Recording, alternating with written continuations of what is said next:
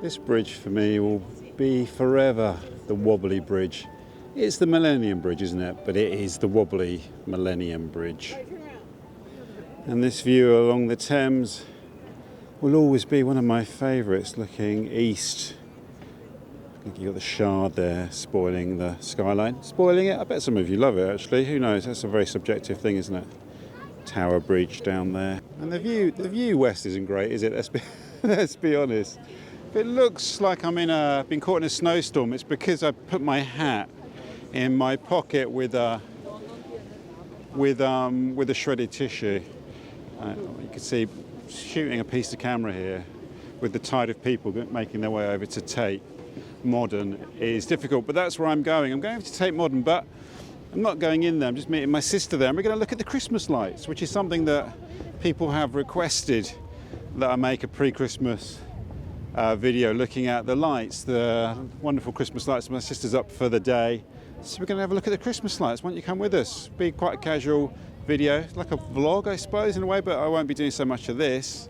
It'll be more, I'll be showing you the lights, so come with us. I've got an idea of where the best ones are. The best ones every year are in one particular place. Where do you think it's going to be? It's probably in the title, but it might not be.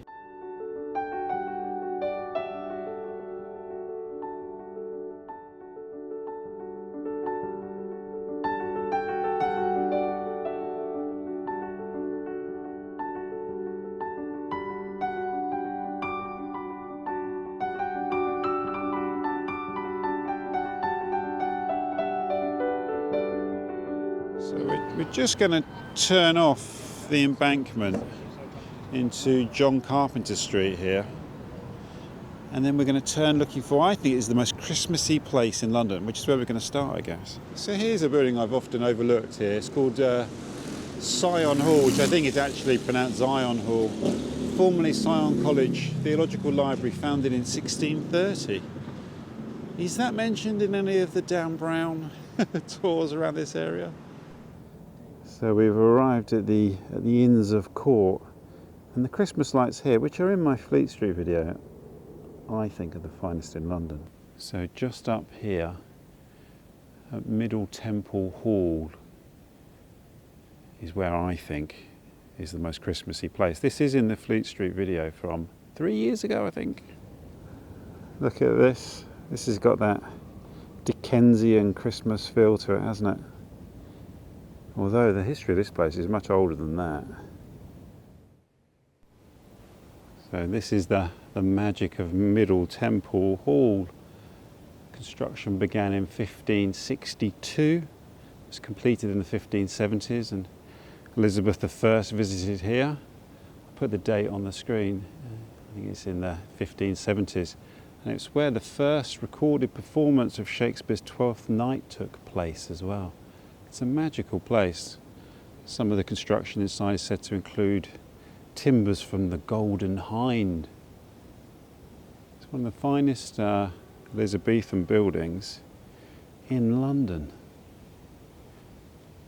And we're here for the Christmas theme. I'll link below to the Fleet Street video where I go into more of the history of the Middle Temple and the Middle Temple Hall and the Inns of Court.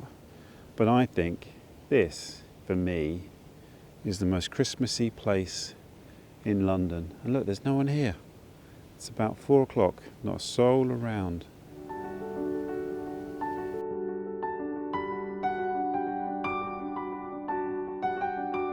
And the incredible Temple Church, built by the Knights Templar as a model of the, what's it called, the Holy Sepulchre in Jerusalem. This is Jerusalem in London, was the idea of bringing a part of Jerusalem back to London.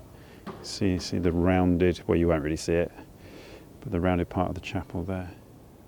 Again, this is in my video on this area, which I will link to below, about the history and everything, but I want to come here for the Christmassy atmosphere, in the vain hope they might be open and there might be some songs.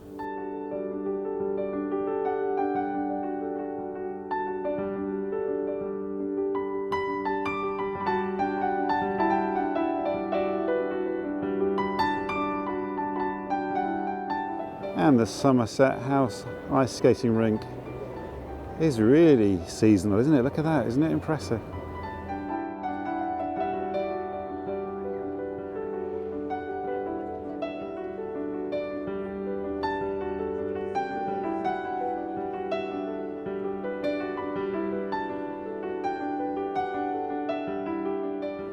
And the Strand is looking glorious as well this year. Look at this, isn't it beautiful? I think it's best viewed from this end, from the Aldwych end. But that does look really impressive this year, very Christmassy. We're just going to cut up into Covent Garden.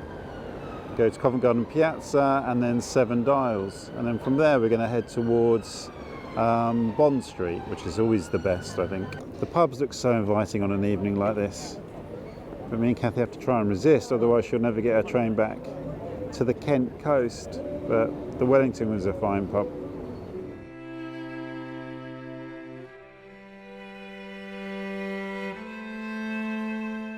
Covent Garden Piazza is a bit mad, a bit crowded, so we're going to push on for Seven Dials, I think. The market hall is a bit special.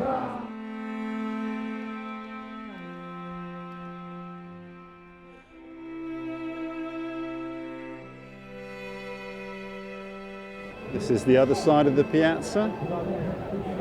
Very Christmassy, very Christmassy. Longacre's a little bit downbeat this year. That's probably because all the action is going to be in Seven Dials, I would have thought. Neal Street, again, I think, you know, it's presaging what we're about to see in Seven Dials, but Neal Street's always great at Christmas. So this is Earlham Street, one of the spokes of Seven Dials, and this is so pretty. Kathy exclaimed straight away. It's really lovely, isn't it? Again, I've done a video on this area, which I will put in a link below. Electric thing. I know you don't. This is also very pretty. We're at the centre of Seven Dials now.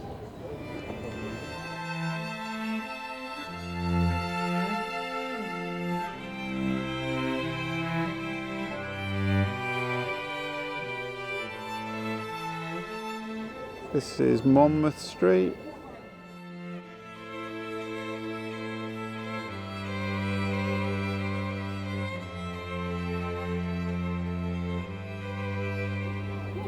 This is Earlham Street again. And this Italian cafe on Charing Cross Road is very, very, very Christmassy. I'm not sure what it's called. And they do wine and cocktails. Looks lovely, doesn't it? And Henry Pords has made a great effort. Look at this. One of the great Charing Cross Road bookshops.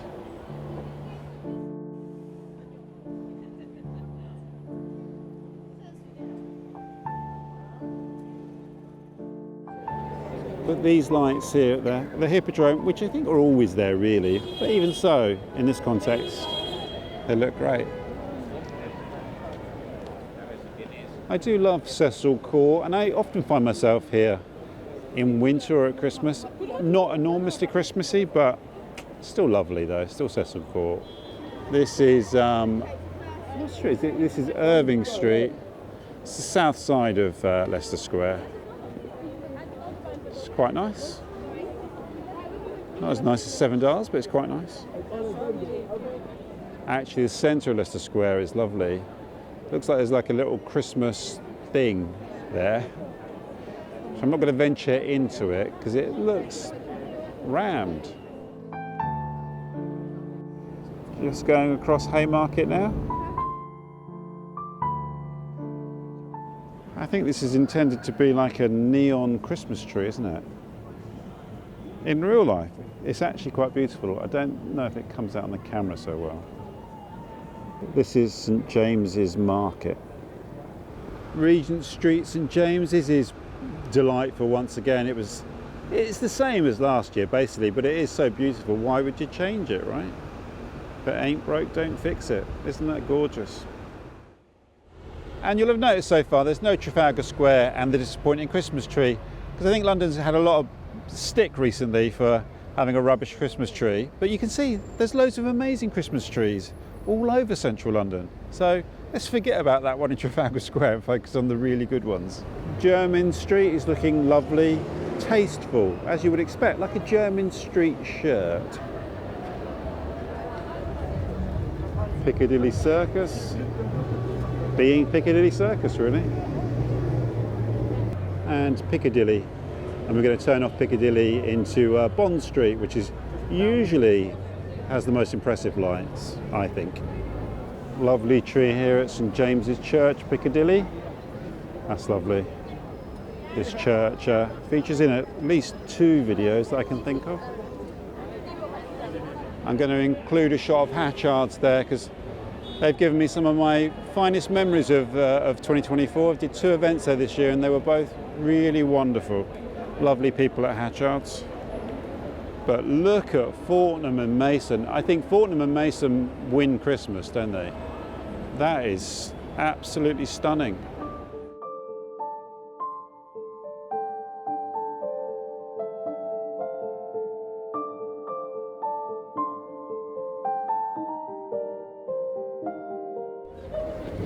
It's interesting because it's created a major block in the pavement and on the road.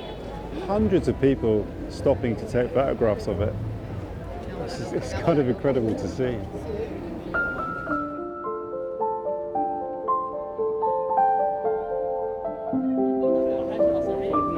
Piccadilly Arcade is a carnival of light, isn't it? It's actually a little bit blown out on my camera. There's a lot more definition to it, but even so, I quite like the way it just is all white. Burlington Arcade. The gates are shut now. Closing time.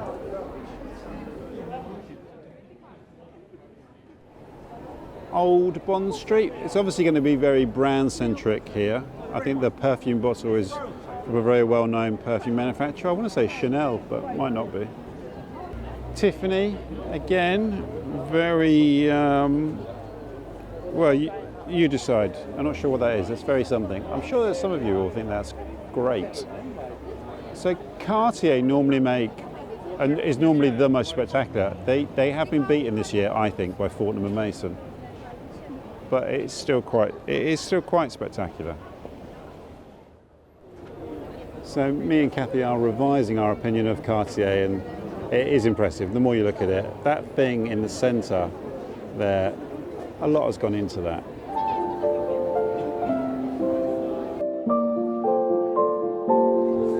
And again, there are massive crowds here.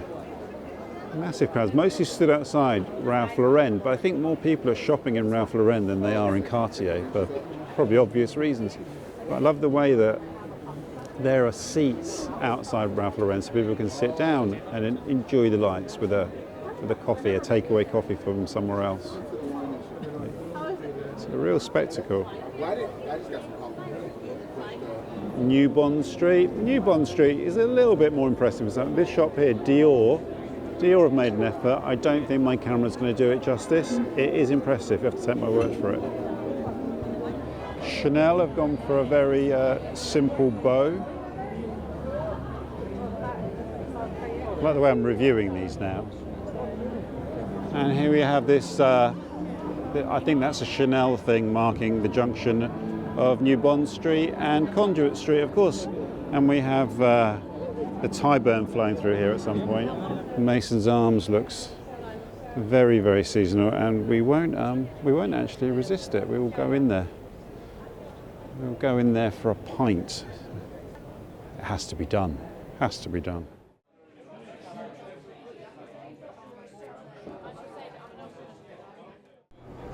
We probably stayed in the pub a little bit too long, but it was great. Lovely couple of pints of Abbot Ale, and we're out onto Regent Street now. Kathy's heading back to the Kent coast. But look at these wonderful lights. Regent Street always delivers.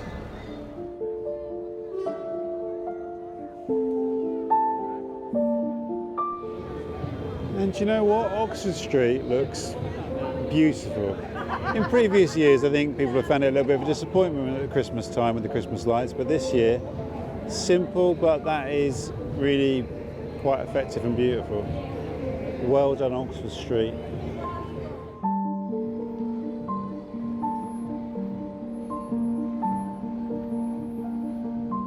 What's been incredible to see is the vast numbers of people that have come out to look at the London Christmas lights this year. It's been huge crowds of people, thousands upon thousands of people that have come out on a Sunday evening to look at the lights. It's now after 8 o'clock, going out for 8:30. Still so many people about. So this is possibly my most significant London light at this stage of the day, the Elizabeth line. I'm going to jump on here. Well, it's Oxford Street, but it's the Tottenham Court Road station entrance. Well, wasn't that great? I massively enjoyed doing that London Christmas lights walking tour with my sister Kathy. Obviously enjoyed the 2 pints as well back there at the Mason's Arms. But that was wonderful. I hope you enjoyed that too. And yeah, thank you to the person who requested it. Otherwise, I might not have thought of doing this as a discrete YouTube video in its own right, rather than the Christmas lights just being part of the background. I'm using the lights in this place behind me here, which is quite yeah. So I'm just going to jump on the Elizabeth line now and head back to Leytonstone. But I hope you enjoyed that, and I'll see you back for the regular service. What is the regular? You know what the regular service is. You know what we normally do. But that'll be back with you soon. And I'm going to do like an end of the year kind of compilation wrap-up video. So if you've got any particular highlights from this year you'd like to see included in that, let me know, because it will just be like a lovely highlights package from 2024, which has been an incredible year of walking. Thanks so much. Look forward to seeing the next walk, wherever that may be. Could be Tudor London, could be Epping Forest, could be a winter solstice walk.